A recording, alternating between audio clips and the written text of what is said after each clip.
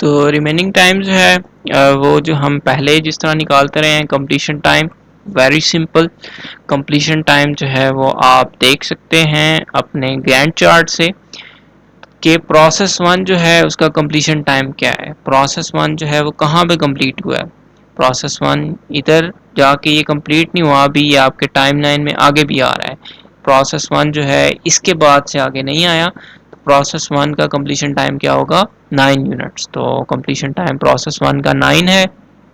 इसी तरह process to का P2 का कंप्लीशन टाइम क्या है जी, P2 इधर भी आ रहा है, इधर भी आ रहा है, इधर भी आ रहा है, और टाइमलाइन में देखें और P2 आ रहा है, नहीं आ रहा, तो इसका कंप्लीशन टाइम क्या होगा जी, 4 यूनिट्स। इसी तरह नेक्स्ट जो है P3 कहाँ पे देखिए कहाँ पे जाके कंप्लीट हो रहा है। तो P1 है ये, P2 P4 P1, यहाँ पे जो है वो P3, और इसका लास्ट पे क्या है जी, 13। तो P3 का जो है वो कंप्लीशन टाइम 13 यूनिट्स होगा, और P4 तो आया ही एक दफ़ा था, P4 का जो कंप्लीशन टाइम है वो 5 यूनिट्स होगा। तो इस तरह से जो है वो कंप्लीशन टाइम तो हमें टाइमलाइन से मिल जाते हैं, गैंट चार्ट से। तो ये तो बड़ा इजी है कंप्लीशन टाइम निकालना। फिर जो है वो आपके पास टर्न अराउंड टाइम का फॉर्मूला क्या होता है जी, completion time minus arrival time. तो 9 minus 0 9, 4 minus 1 3, 13 minus 2 11, 15 minus 4 sorry 5 minus 4 1। तो इस तरह से जो है वो आपका टर्न अराउंड टाइम जो है वो हम सारे प्रोसेसेस का निकालते हैं। नेक्स्ट जो है वो वेटिंग टाइम है। Waiting time turn around time minus burst time.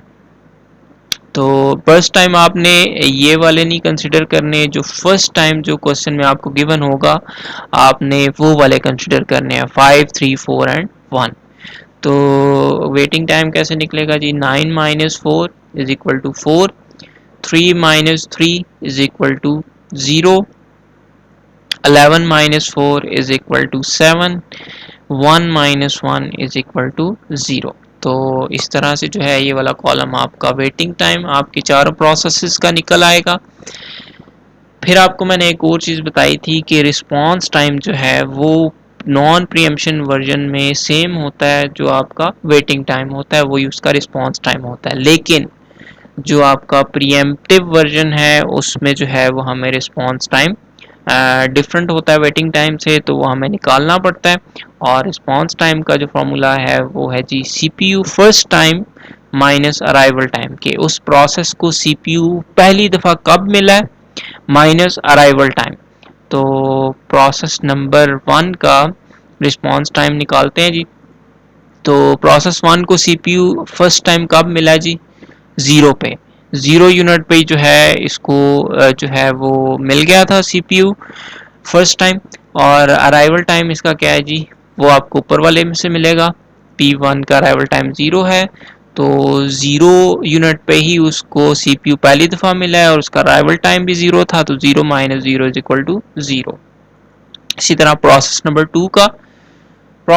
To को CPU फर्स्ट टाइम कब मिला जी, 1 यूनिट पे उसको फर्स्ट टाइम जो है वो CPU मिल गया था, और उसका अराइवल टाइम क्या है जी, अराइवल टाइम भी 1 है, तो 1 माइनस 1 इज इक्वल टू 0। इसका भी जो है वो रिस्पांस टाइम क्या निकलेगा, 0 निकलेगा। नेक्स्ट प्रोसेस नंबर 3 को फर्स्ट टाइम CPU कब मिला है, यहाँ पे 9 यूनिट पे जाके उसको जो है वो P3 को फर्स्ट टाइम जो है वो CPU मिला है।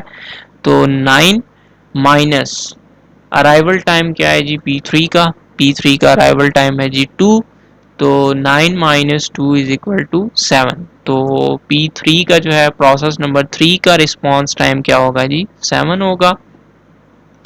इसी तरह प्रोसेस नंबर 4 को जो है वो सबसे पहले जो है वो CPU कब मिला है, 4 यूनिट पे जाके मिला है, और इसका अराइवल टाइम क्या है जी, 4 है।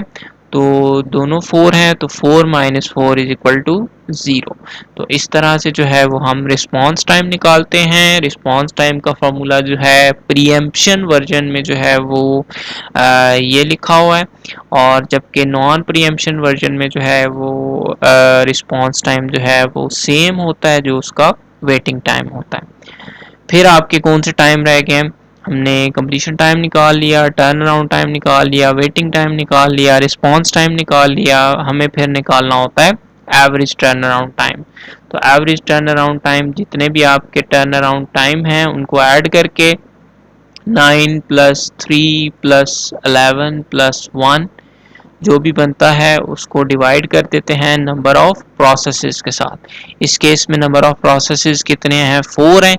तो इन सारों को ऐड करेंगे तो क्या बनेगा जी? 9 प्लस 3 12, 12 प्लस 11 23, 23 प्लस 1 24। तो 24 डिवाइडेड बाय 4 करेंगे तो आंसर जो है वो 6 आएगा। तो इस केस में एवरेज टर्न अराउंड टाइम जो है वो इसका 6 बनता है। नेक्स्ट जो है वो वेटिंग टाइम का एवरेज होता है। वेटिंग टाइम का एवरेज है जी, वेटिंग टाइम जो आपके पास आ रहे हैं उन सारों को ऐड करके divided by number of processes. Number of processes जो है वो 4 हैं, और 4 प्लस 0 प्लस 7 प्लस 0 तो ये 11 बनता है। 11 डिवाइडेड बाय 4 करने से आपके पास जो है वो आंसर क्या आता है? 2.75। तो इसमें जो है वो एवरेज वेटिंग टाइम जो है वो कितना होगा? 2.75 होगा। तो ये तो था जी आपका प्रीएम्पशन वर्जन के साथ शॉर्टेस्ट जॉब फर्स्ट। तो ये थोड़ा सा आपने ध्यान से करना है और इसके डिफरेंट एग्जांपल्स आप करें।